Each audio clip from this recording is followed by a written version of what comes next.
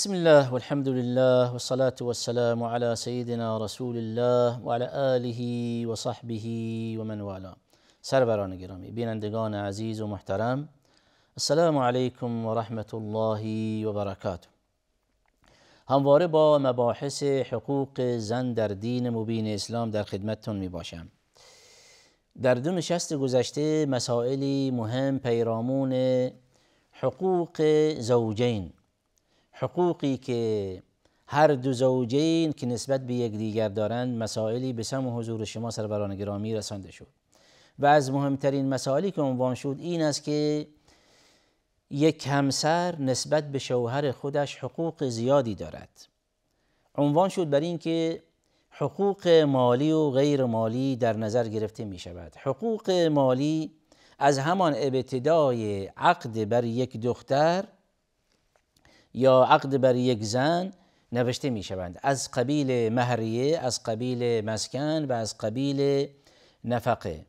و همچنین حقوق غیر مالی هم در واقع به عنوان حقی از حقوق زنان در نظر گرفته می شود و از مهمترین اونها و در رأس اونها حسن معاشرت، برای اینکه یک شوهر نسبت به همسر خودش در واقع به خوبی رفتار کند.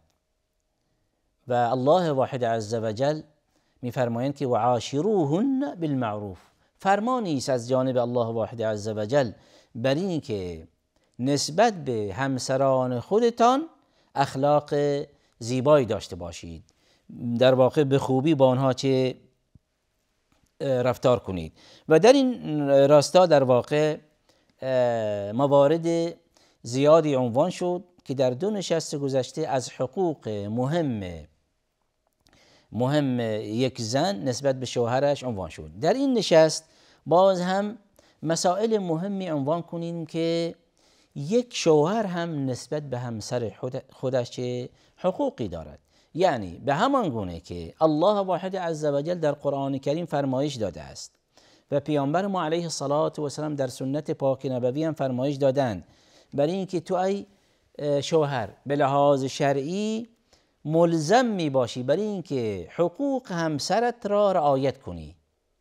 و این در واقع از حقوق زنان در دین مبین اسلام می باشند و حقوق زنان در دین مبین اسلام در قرآن کریم و در سنت نبوی عنوان شدند. تمام حقوقی که در واقع یک زن به اون نیاز دارد در قرآن و در سنت به اونها چه اشاره شده.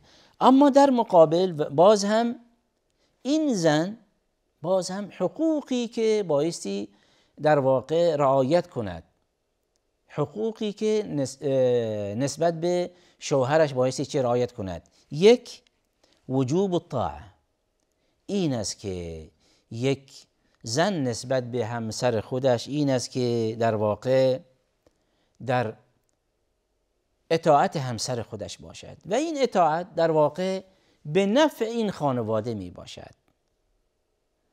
چنان که در واقع در محیط یک منزل شوهر یک دستوراتی صادر کند، از اون طرف زن هم دستوراتی صادر کند و فرزندان هم برای خودشان یک سری دستوراتی هم صادر کند، اینجاست که در محیط این منزل آرامش سلب می شود، هرج و مرج پیش می آید.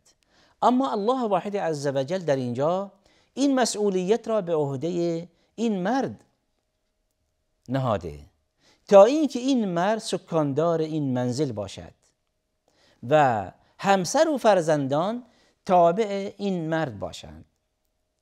البته تا زمانی که این مرد که سکاندار این منزل می باشد اوامرش، دستوراتش، گفتهایش برخلاف شرع نباشد.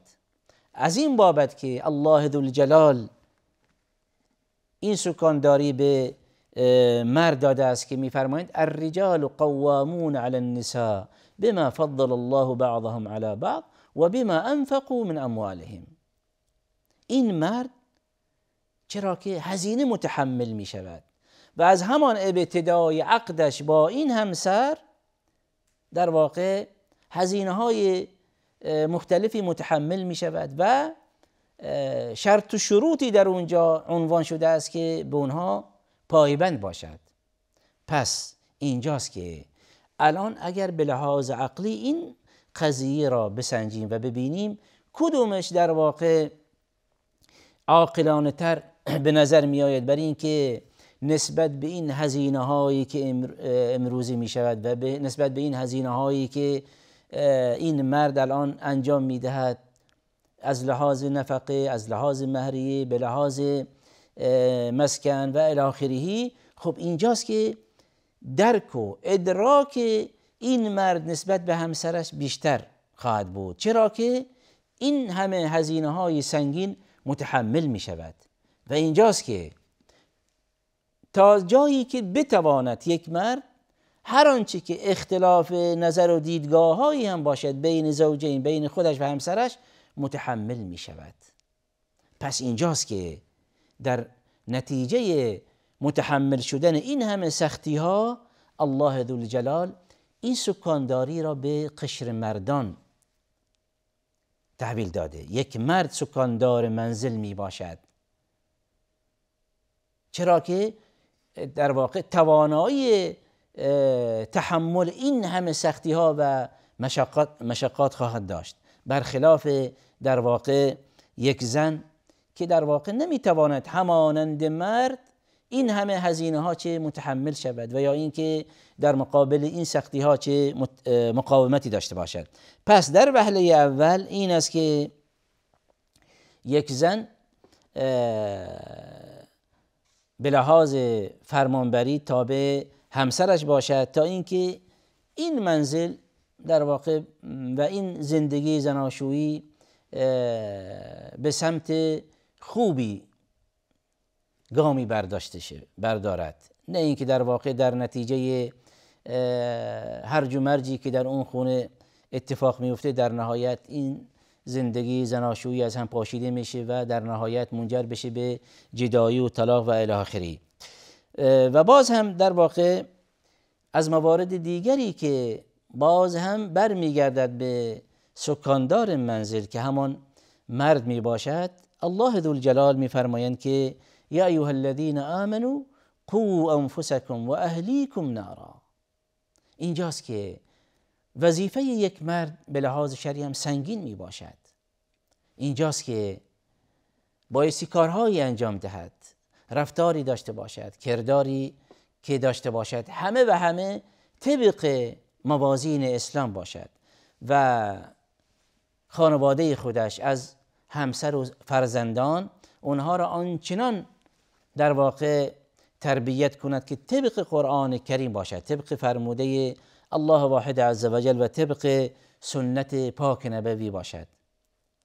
و اینجاست که این مسئولیت در واقع مسئولیت مرد هم باز هم سنگین‌تر می کند. پس اینجاست که برمیگردیم بر این که سکاندار منزل همان مرد می باشد و یک زن به لحاظ اطاعت بایستی چه در اطاعت همسرش باشد. و باز هم از موارد دیگری که قرآن کریم به اون اشاره می‌فرمایند، همین آیه کریمی که در نشست گذشته به اون اشاره داشتیم که واللاتی تخافون نشوزهن فعظوهن واهجروهن فی المضاجع واضربوهن الی آخر آیه. پس اینجاست که باز هم همین مرد توجیه شده از جانب ربانی و راهنمایی و ارشاد شده که در صورتی که اختلاف نظرهایی باشد، در صورتی که در اونجا که دورتی پیش بیاید بین زن و شوهر، این مرد که سکاندار منزل می باشد چه گامهایی بردارد که در نتیجه این خانواده چه اصلاح شوند. و الله واحد عزوجل در آیاتی چند اشاره دارند به در واقع حقوقی که یک فرد نسبت به دیگران بایستی پرداخت کند. پس این مختصری بود از حقوق متقابلی که بین یک زن و شوهری نسبت به یک دیگر داشته باشند. اما باز هم در واقع این حقوق در این حد مختصر نمی شوند. یک فرد الان چه از قشر زنان باشند و چه از قشر مردان الزاماً شرعاً که نسبت به دیگران هم بایستی رعایت کنند. یک سری حقوقی که یک زن بایستی رعایت کند و یک سری حقوقی که بایستی یک مرد هم رعایت کند. این حقوق مختصر می شوند در این است که در واقع یک قضیه‌ای داریم در شریعت اسلامی به نام صله رحم. از یک مرد چنین درخواست شده که نسبت به مادر خودش، نسبت به همسر خودش، نسبت به دختر خودش، نسبت به خواهر خودش و همینطور این دایره وسیع‌تر می شود نسبت به خاله و عمه و این دایره خویشاوندان چه وسیع‌تر می شود.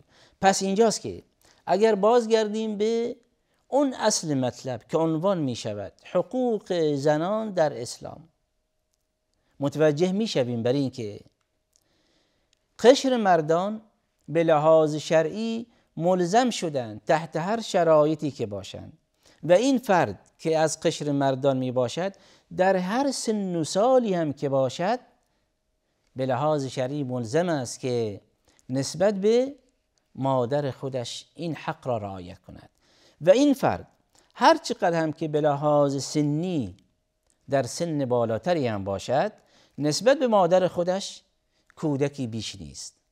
پس این مادر از قشر زنان می باشد. پس الان کم و بیش به عنوان شبهه القا می شود بر این که در قرآن کریم و یا در سنت نبوی و یا به طور عموم در دین مبین اسلام حقوق زنان رعایت نمی شوند و یا نسبت به حقوق زنان جفا می شود و اجحاف می شود و الی آخره.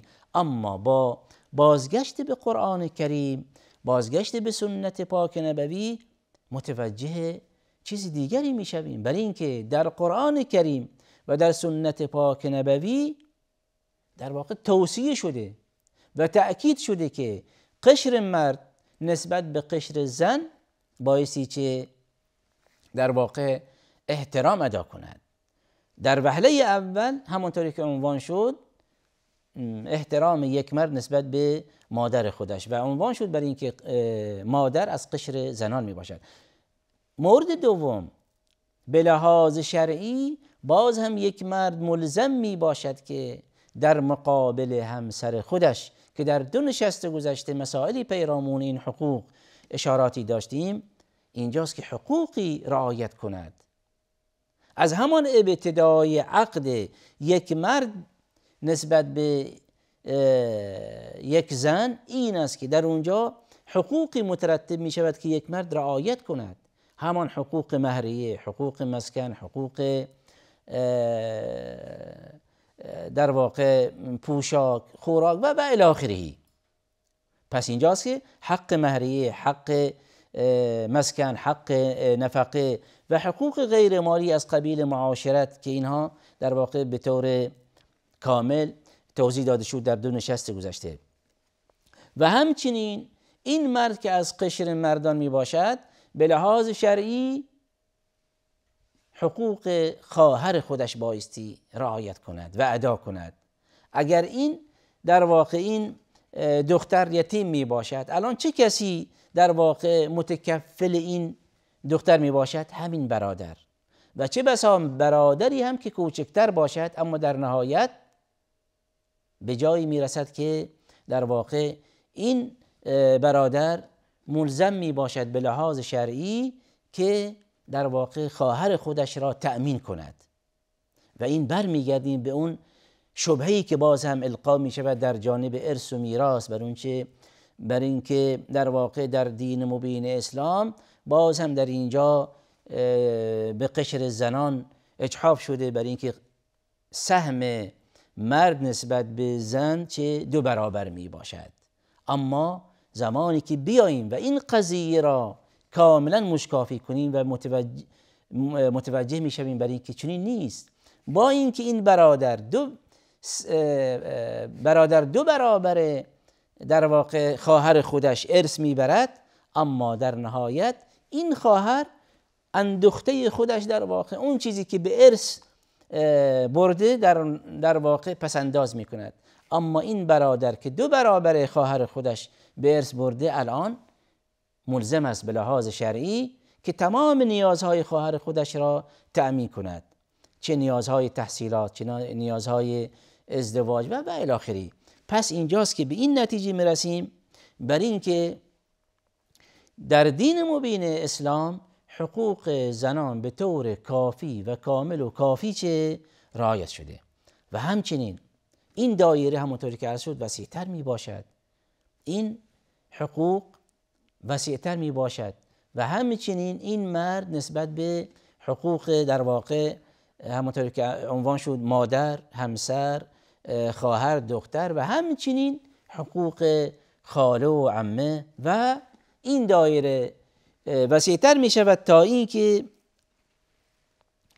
شامل حتی افراد بیگانه می باشد. دین مبین اسلام دین رحمت می باشد، دینی است که دستور داده و دیگران را و پیروان خودش را به رعایت حقوق و حتی حقوق دیگران و حتی حقوق افراد بیگانه چه توصیه کرده و اکیداً که تأکید فرموده.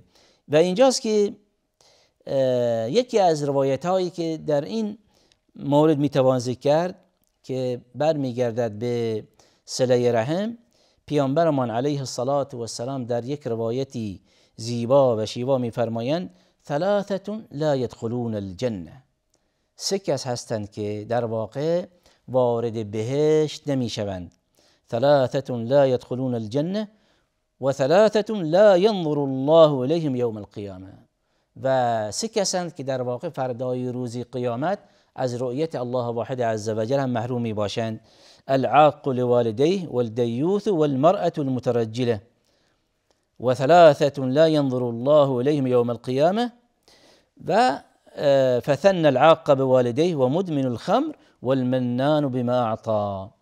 پس این از جمله افرادی که فردای روز قیامت از رؤیت الله واحد عز وجل محروم می باشند و از بهشت هم محروم می باشند. از جمله این افراد اون زنی که در واقع خودش را به قشر مردان چه شبیه کند.